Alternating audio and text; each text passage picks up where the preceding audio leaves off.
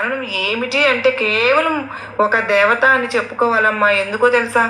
కొన్ని సందర్భాల్లో అది చిన్న విషయమైనా సరే కానీ, పెద్ద విషయమైనా సరే కానీ, కొన్ని అసలు సంబంధమే లేనటువంటి విషయాలు కూడా మీకు వచ్చే కష్టాలు ఇప్పటి వరకు మీకు రాలేదు అంటే మీరు నమ్మరు. కానీ ఒకవేళ వచ్చి ఉంటే కనుక వాటిని అసలు గుక్క తిప్పుకోలేము అని అనుకుంటూ ఉంటాం కదూ. అటువంటి కష్టాలు పడాల్సి వచ్చినప్పటికీ కూడా ఆ దేవత నిన్ను రక్షిస్తూ ఉంది బిడ్డ. కనుక ఆ దేవత ఎవరో నువ్వు తప్పకుండా తెలుసుకోవాలమ్మా. లేదంటే నువ్వు కాస్త నష్టపోవాల్సినటువంటి పరిస్థితి వస్తుంది. ఆ దేవత నిన్ను బయటకు వెళ్ళినా విడిచిపెట్టకుండా పట్టుకుని తిరుగుతూ ఉంది. ఇంతకీ మరి ఆ దేవత ఎవరు అని చెప్పి అనుకుంటున్నావు కదూ. ఆ దేవత ఎవరో తెలిస్తే నిజంగా నువ్వు ఆశ్చర్యపోతావు, కంట తడి పెట్టుకుంటావు. ఎందుకు ఇలా చెప్పాల్సి వస్తుందంటే బిడ్డ, నువ్వు ఆ దేవతను మర్చిపోయినందుకు కంట తడి పెట్టుకుంటావమ్మా.